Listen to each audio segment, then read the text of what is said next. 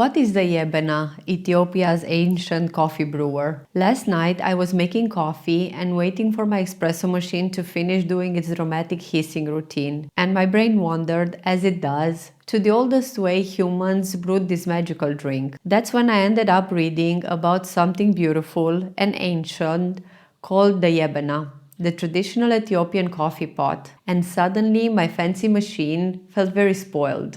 The Jebena isn't new.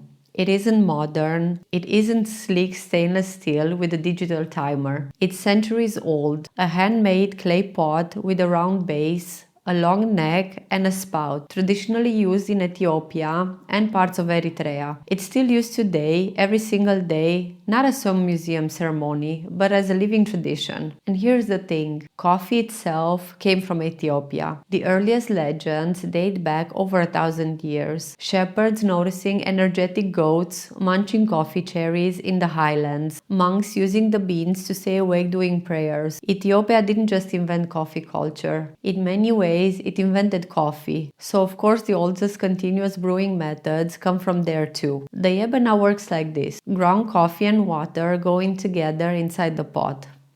No paper filters, no metal mesh, no complicated gadgets. It's heated over fire, traditionally charcoal or wood, and yes, it needs direct heat. You let it simmer, swirl it gently so the grounds circulate, and when the water rises and foams up, you pull it off the fire and let the ground settle naturally. Then you pour it out slowly through the narrow spout so the coffee stays in the pot. The result? A cup that's deep, rich, thick, earthy and layered, more like a smooth, intense infusion than a filtered drip. No metals changing the taste, no filter paper stealing oils, just pure coffee and clay and heat. And this isn't just brewing, it's a ceremony. Families sit together, incense sometimes burning, the beans roasted right there over the charcoal, the smell filling the room before they're ground by hand, and the Jebena begins its quiet bubbling. It isn't rushed.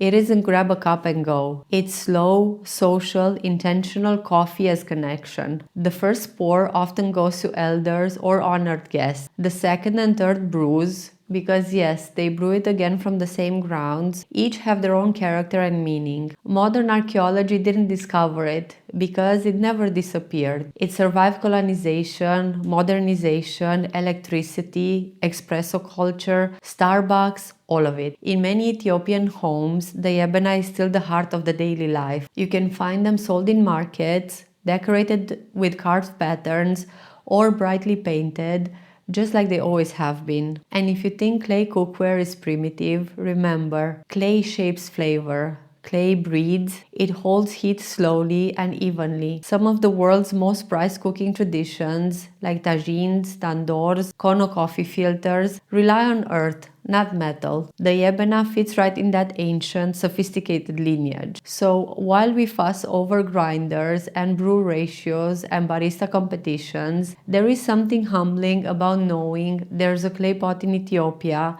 that has been quietly perfecting coffee for hundreds of years, maybe longer, with nothing but ground beans, water and fire. So remember, the Jebena isn't just a brewer, it's a time machine. And the coffee that comes from it tastes like memory, culture, history and patience, all in one cup. I am Mari and this is Midnight Question.